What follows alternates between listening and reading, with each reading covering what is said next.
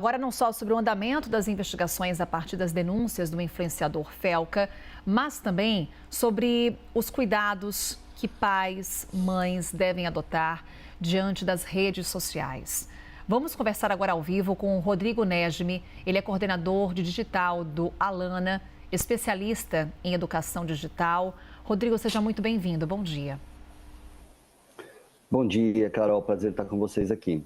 Prazer é nosso, viu, Rodrigo? Porque o vídeo do Felca hoje já tem mais de 42 milhões de visualizações. É claro que pais, mães ficam preocupados diante das várias denúncias que ele trouxe. O caso do Ítalo é apenas um dos vários casos que ele expõe nesse vídeo, que traz o termo adultização. Para começar nossa conversa, Rodrigo, o que adultização significa e qual que é o risco da adultização no desenvolvimento de crianças e adolescentes? Olha, é realmente muito sério e triste de ver que esse caso específico do Ítalo é apenas um dos vários exemplos de um modelo de negócio digital que tem explorado a vulnerabilidade psicológica de crianças e abusado da inocência das crianças para monetizar, para lucrar.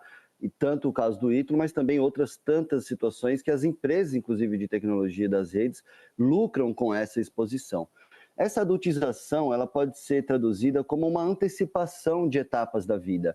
É você trazer para a infância e para a adolescência comportamentos muito típicos dos adultos, inclusive na forma de se vestir, na forma de dançar, na forma de poder, inclusive, até começar a ter relações afetivas e até sexuais de uma maneira muito antecipada para aquele momento que ainda não é apropriado para a criança. Isso se traduz também na linguagem, isso se traduz também em hábitos cotidianos, né? As festas, o consumo de drogas, o consumo de bebida alcoólica, a participação em jogos de azar, que são ilegais para menores de 18 anos, todos esses tipos de comportamentos que até para adultos a gente pode considerar que são comportamentos de risco, eles estão sendo antecipados para crianças com 8, 9, 10 anos, vendo nesses exemplos um padrão, né, vendo nesses exemplos uma inspiração. Inclusive, alguns coaches mirins que reproduzem uma linguagem muito adulta de trabalho, inclusive desvalorizando a importância da escola, dizendo que estudar não funciona, que não é um bom caminho. Ou seja, uma série de interpretações bastante polêmicas e complicadas que para adultos, inclusive, já podem colocar adultos em risco, antecipadas para uma fase da vida em que até o cérebro dessa criança não está totalmente amadurecido, não tem maturidade emocional nem social para interpretar com saúde, com cuidado, esses conteúdos adultos nessa fase da vida. E o que isso vai significar lá na frente, Rodrigo? A gente está falando já de um processo de antecipar etapas. Então, para essa criança e esse adolescente, quando eles chegarem na fase adulta, quais serão as consequências? Olha, isso é muito importante, né? Inclusive num país como o Brasil, que é um dos que mais tem horas de uso da internet por crianças e adolescentes no mundo todo.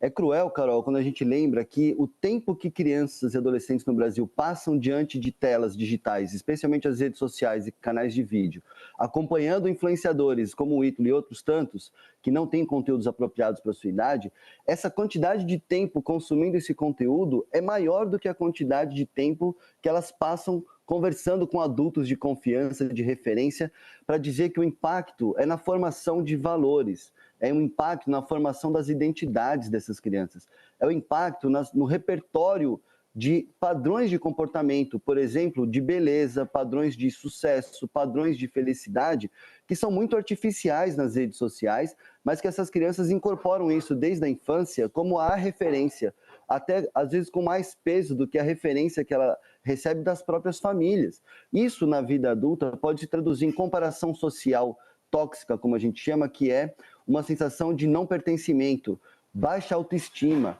Para algumas pré-adolescentes se sentem muito mal com o seu próprio corpo, né? Crianças já pedindo cirurgia plástica, Carol. Crianças de 8, 9 anos implorando aos pais cirurgias plásticas para se parecerem com a imagem dos filtros digitais que elas usam indevidamente nas redes sociais, que deveriam ser para pelo menos maiores de 13. Então são impactos na forma de perceber o corpo, impacto na autoestima, e infelizmente a gente tem visto crescer muito os dados de sofrimento emocional, de depressão, de ansiedade entre crianças e adolescentes, inclusive até casos de suicídio. Por fim, vale lembrar também o impacto nessa erotização precoce a gente começa a ver, Carol, é muito triste, pré-adolescentes viciados em pornografia, pré-adolescentes que iniciam a sua jornada da sexualidade dependendo desse conteúdo que não é um conteúdo de educação sexual, é o pior tipo de conteúdo, gerando inclusive na vida adulta depois problemas na sua saúde sexual de forma bastante severa. E é triste ver que plataformas digitais lucrarem com essa vulnerabilidade não é justo, não é justo, né? Acho que há um consenso, uma comoção nacional agora de que ninguém tem o direito de explorar a liberdade das crianças para lucrar com essa vulnerabilidade, né? Isso não ninguém tem direito de explorar comercialmente a inocência e essa fase da vida que é tão importante para formar o cidadão dos próximos anos, né?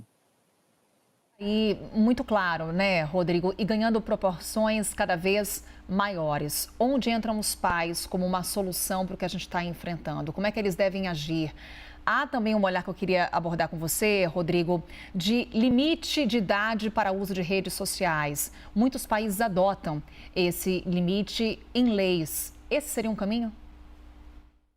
Olha, sem dúvida nenhuma, Carol, a gente é estranho perceber como a gente criou um contexto nos últimos 20 anos, pelo menos, que a gente tem isentado as plataformas digitais de qualquer cuidado e responsabilidade em preparar esses ambientes para que eles possam ser apropriados para as crianças. E se não é um ambiente apropriado para a criança, que haja mecanismos de impedir a entrada das crianças. Lembrem da gente nas bancas de revistas, as revistas de adultos eram protegidas na altura, com embalagens que vetavam o acesso das crianças. Nas locadoras de antigamente, quem lembra de alugar um filme, você tem em todos os espaços sociais uma boate, um bar, uma balada noturna, ela tem mecanismos de impedir com que crianças entrem. Por que não temos esses mecanismos na internet? Nada justifica não ter. A gente tem tecnologia, a gente tem recursos, e a gente precisa, sim, instaurar essas camadas de proteção para que os ambientes apropriados tenham livre acesso. Os ambientes que são apropriados, talvez, para maiores de 14, 15 anos, tenham suas barreiras. Num parque de diversões, Carol, uma criança não pode usar qualquer brinquedo. Tem brinquedos que é para 1,20 m, tem brinquedos que é para 20 quilos. A gente tem que trazer para o ambiente digital essas camadas, e é isso que o projeto de lei 2628, que está em discussão no Congresso Nacional desde 2022, traz de uma maneira muito serena, de uma maneira muito técnica e muito proporcional, para que haja, assim, como a Inglaterra, como a Austrália, e mesmo nos Estados Unidos, em alguns estados, você já tem a previsão de tecnologias que podem ajudar as famílias, inclusive, a terem essas camadas de proteção de acordo com a idade. E a vantagem do Brasil é que a gente tem uma belíssima classificação indicativa com um longo histórico que já vale para outras mídias e que também pode ser muito bem aplicada para o ambiente digital. Esse é um dever da sociedade para proteger as crianças. E, por fim, as famílias, né, Carol? As famílias têm muita dificuldade porque a gente fala aqui de uma assimetria de poder. Hoje é muito difícil, e mesmo eu como pai de uma criança especialista nesse tema, eu tenho dificuldades de usar atualmente os mecanismos de mediação parental, de controle parental e de supervisão parental. Meu filho ainda não usa celular, mas mesmo nas telas de vídeo e tentando ajudar outras crianças, é um labirinto. A gente precisa que as empresas digitais facilitem a vida das famílias. Quem está nos assistindo já deve ter vivido isso. Tenta fazer um controle ali de configuração de bem-estar, controle de tempo, mas você cai numa página em inglês, você cai numa espiral que é difícil entender.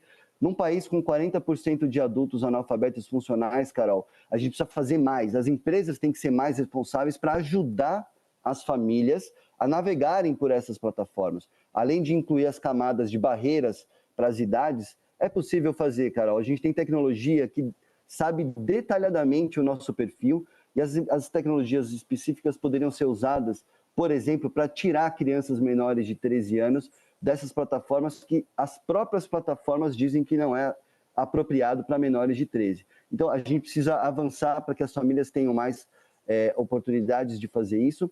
E uma dica prática, olhem para a dieta digital da sua família. Pare para pensar, o que meus filhos consomem? Com quem eles conversam? Qual é o cardápio digital dos meus filhos? E, em família, ter um diálogo muito aberto, muito franco, para que, da mesma forma como a gente sabe que a gente não pode comer bacon e batata frita todos os dias de todas as refeições, na internet também é preciso equilibrar essa presença digital. Os pais definitivamente, Carol, precisam participar da vida digital dos filhos. E olha, os pais não precisam ser especialistas em tecnologia, precisam ser pais, mães adultos, para que a gente consiga transferir para a internet maturidade, discernimento, habilidades emocionais e sociais que as crianças e os adolescentes só vão ter se aprenderem com a gente, Carol. Porque ninguém aprende ética, cidadania, segurança fazendo feed infinito nas redes, né? É preciso essa conexão intergeracional, pais, mães, tios, avós, todo mundo ajudando a uma experiência digital saudável. Observar os filhos, né, Rodrigo? Quanto tempo de tela, por vezes desenhos, olha a classificação indicativa, se seu filho tem idade para estar consumindo esse tipo de entretenimento. Enfim, é preocupação que a gente tem nesse momento, pais, mães, olhando para os nossos filhos, o quanto que nós ficamos preocupados com essa geração. Rodrigo, obrigada por essa conversa, obrigada pelas dicas e orientações aqui. A gente, claro, vai seguir falando sobre esse assunto aqui na nossa programação. Até uma próxima. Até a próxima, conte conosco, para proteger as crianças na internet e não da internet, porque a internet pode ser positiva se a gente fizer essa boa mediação. Exato. Obrigada.